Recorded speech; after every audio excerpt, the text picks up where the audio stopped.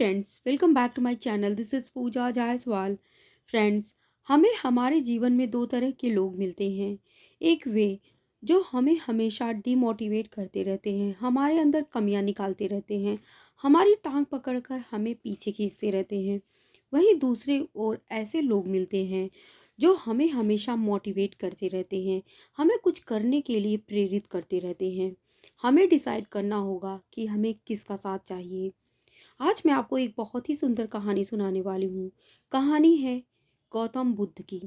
एक दिन गौतम बुद्ध अपने शिष्य आनंद के साथ दूसरे गांव के लिए निकले। वे लोग 2-3 किलोमीटर जा चुके थे। उसके बाद आनंद अचानक से थक गए।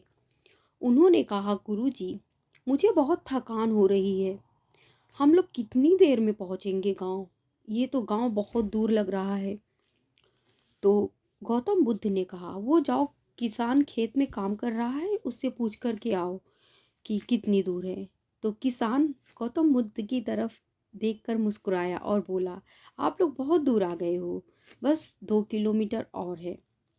फिर उसके बाद आनंद और बुद्ध जी चल पड़े। वो लोग 3-4 किलोमीटर और जा चुके थे आगे। उसके बाद आनंद बहुत ज़्यादा थक चुके थे। उन्होंने कहा, गुरु जी, मैं तो बहुत थक गया हूँ, अब मेरी हिम्मत नहीं हो रही है आगे जाने की। हम लोग कब पहुँचेंगे? तो एक बूढ़ी माँ थी। उन्होंने कहा, आप लोग बहुत दूर आ चुके हो, बस अब तो गांव आने ही वाला है, 2 किलोमीटर और है। तो फिर उसके बाद आनंद किसी तरह से हिम्मत करके वो गौतम बुद्ध के साथ फिर से निकल पड़ते हैं। थोड़ी दूर जाने के बाद फिर उसके बाद फिर वे थक जाते हैं। बोलते हैं, गुरु जी, क्या कर रहे हैं आप?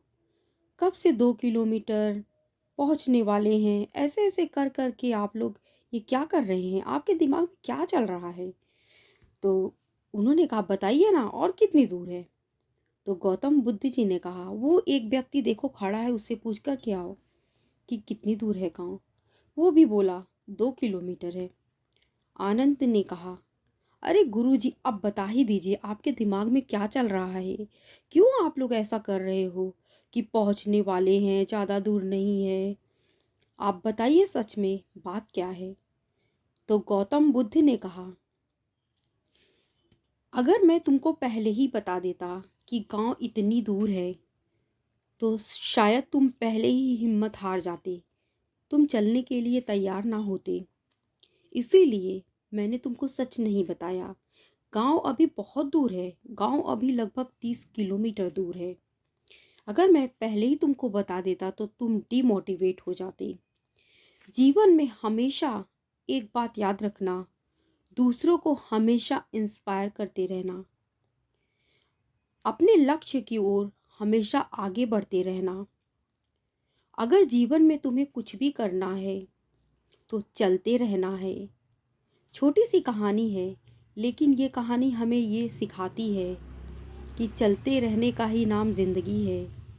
अगर हमें अपने लक्ष्य को पाना है तो हमें हमेशा अपनी लगन और मेहनत से कंटिन्यूअस कंसिस्टेंटली काम करना पड़ेगा, तभी हम अपने लक्ष्य तक पहुंच पाएंगे। Thank you friend.